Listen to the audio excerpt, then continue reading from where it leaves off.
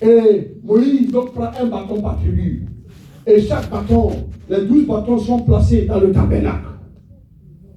Le lieu qui abritait la présence de Dieu. Et il dit ceci, il dit, sur le bâton de la tribu de Lévi, ne mets pas le nom de Lévi, écris le nom d'Aaron. Et puis Dieu dit à tout le peuple, je vais vous montrer celui que j'ai choisi. Celui qui est mon sacrificateur parmi les 12 tribus. Et voici le signe que je vais vous donner pour vous montrer cela. Celui qui est mon sacrificateur. Celui-là, son bâton va fleurir. Son bâton va porter des fruits et ça va fleurir. Vous imaginez un bois mort, un bois sec. Dieu dit, parce que je l'ai choisi, je vais mettre la vie en lui en 24 heures. Parce que je l'ai choisi, je vais pousser des pluies d'amandier. Parce que je l'ai choisi, ça va fleurir. La vie va revenir dans ce bois. Amen. Et 24 heures plus tard, Moïse va dans le tabernacle. Il sort tous les bâtons des 12 tribus. Et c'est le bâton d'Aaron qui a fleuri. Je dis que tous ceux qui compétissent contre toi dans ta vie, qui te lancent des défis ça et là, pour dire que si ton Dieu est prêt, il faut nous montrer ceci, il faut nous montrer cela. Le temps est arrivé, ils verront la fleur de Dieu. Le temps est arrivé, la vie de Dieu va tellement te remplir que tu vas commencer à porter des fruits.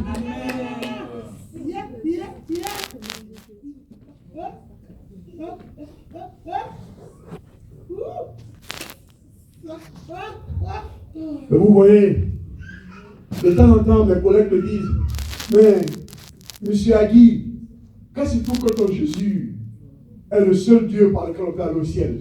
J'ai dit, mais la Bible dit, mais la Bible écrit par les Juifs. Qu'est-ce qui prouve que ton Jésus est le seul chemin pour aller à Dieu? Il est le seul médiateur de la nouvelle alliance. J'ai dit, bon, attendez. Et j'ai commencé à réfléchir dans ma préparation de ce message, j'ai commencé à réfléchir à quelque chose. Le test de Dieu pour choisir qui est son sacrificateur n'a pas changé. Et je vais vous expliquer pourquoi. On a pris Mahomet. Mahomet a été coupé comme un bateau. On l'a mis dans la tombe. On a pris Bouddha. Bouddha a été coupé comme un bâton. On l'a placé dans sa tombe. On a pris Confucius. On l'a coupé Confucius. Et on l'a placé dans une tombe. On a pris Ahura Mazda. On l'a coupé comme un bois. Et on l'a mis dans une tombe. On a pris Krishna. Tout ça, c'est le nom de Dieu. C'est Dieu qui existe dans ce monde. On a pris Krishna. On l'a coupé comme un bateau. Un bateau, on l'a mis dans la tombe. On a pris Guru Nanak.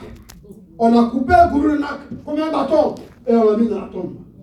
Et 2 jours, 3 jours, 4 jours, 5 jours, 1 mois, 5 mois, 2 ans, 3 ans, ils sont encore dans la tombe. Mais si je vous envoie à Jérusalem, on a pris Jésus-Christ de Nazareth, on l'a coupé comme un bois, on l'a mis dans la tombe, ils ont mis des gardiens devant sa tombe. 3 jours après, il a été malmené, il a été déchiqueté, il a été frappé, le bois a été déchiré. 3 jours après, la vie est revenue à lui. Il n'en a plus de la sacrificateur, il est notre high priest. Alléluia. Parce qu'il est revenu à la vie.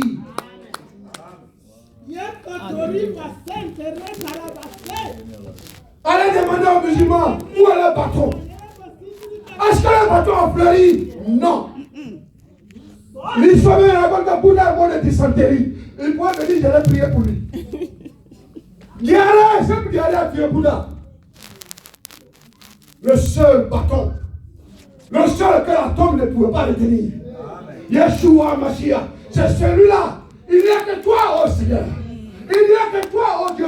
C'est pour ça qu'on a entonné la chanson, il n'y a que toi. Sa présence a saturé cet endroit.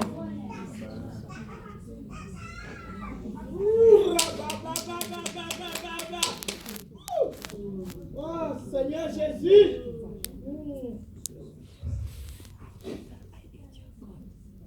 Alléluia. Vous savez,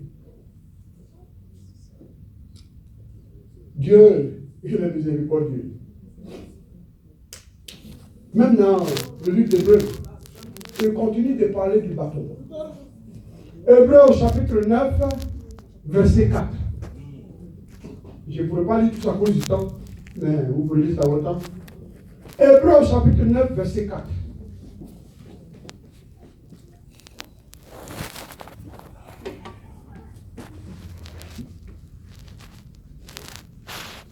Dieu demande encore à Moïse de faire une chose. C'est ce que celui qui a écrit Hébreux nous raconte. Dieu a demandé à Moïse que dans le tabernacle, il y a le lieu saint. Et il y a le lieu très saint. Dans le lieu très saint, c'est là que se trouve l'arche de l'alliance.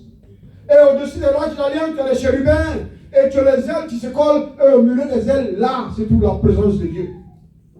Sous ce lieu-là, il y a ce qu'on appelle le siège de la miséricorde, le mercy seat.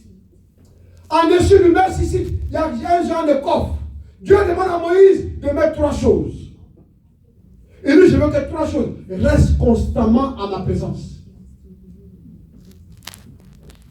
Numéro 1, les 10 commandements. Tu veux la parole de Dieu? Va dans sa présence. C'est là-bas qu'il a gardé sa parole. Tu veux une révélation fraîche? Va dans sa présence. C'est là-bas qu'il a gardé ça. Il a dit les 10 commandements. La deuxième des choses qu'il demande à Moïse de mettre dans ce coffre-là, c'est une cuvette en or où il y a la manne. La nourriture qu'il a donnée dans le désert. Je dis, mais si on met la manne là, ça ne va pas pourrir. Il dit, non. Dans ma présence, tout est conservé. Amen. Dans ma présence, il y a la vie éternelle. Tu ne vieillis pas. Tu ne peux pas tomber malade. Tu ne peux pas te dégrader. La nourriture, sa provision est permanente. Tu veux la provision de Dieu. Tu as un défi dans la vie. Va dans sa présence. Celui qui a dit que l'or et l'argent m'appartiennent.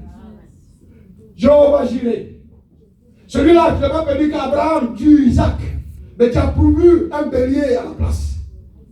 Celui-là, il est encore prêt à bénir les œuvres de l'Éternel. La Bible dit que c'est l'Éternel qui bénit, et ses bénédictions ne sont pas suivies de chagrin. Permanemment. Maintenant, devinez la troisième chose, c'est quoi? Dieu n'a pas mis des serpents de miracle sous le siège de miséricorde. Il a demandé à Moïse la troisième chose, c'est le bâton d'Aaron qui a fleuri. Prends le bâton d'Aaron qui a fleuri et mets ça à ma présence. Si tu es obéissant et tu es dans la présence de Dieu, tu vas toujours porter des fruits. Amen. Tu vas toujours fleurir. La vie de Dieu va couler en toi. La vie de Dieu va couler en toi. Dieu a mis le bâton de Aaron qui a fleuri. Mais vous savez, l'écrivain d'Hébreux fait dit, est-ce qu'on peut commencer à parler du tabernacle en autre temps là? Vous et moi, nos high priests, nos souverains sacrificateurs, c'est Jésus-Christ de Nazareth. La Bible dit qu'il a envoyé son sang dans le lieu très saint. Il est notre souverain sacrificateur. Jésus-Christ de Nazareth. Il est assis à la droite du Père. Il ne bouge pas. Hein. Il peut se lever, mais il est assis. Quand Étienne était en train de tuer, il s'est levé. Mais après, il s'est assis. Et la Bible dit quoi en Romains 8? Il est assis à la droite du Père faisant quoi? Intercédant pour vous et moi. Il n'y a pas un problème que tu affrontes où ton souverain sacrificateur ne peut pas t'entendre. Il n'y a pas un problème que tu affrontes où ton souverain sacrificateur ne peut pas intercéder pour toi. Il dit, ça c'est la sœur Justine. Oui, c'est la pour qui est seule à la croix. Il dit, ça c'est la sœur Farida pour qui je suis à la croix. Il continue continuellement d'intercéder en la présence de Dieu.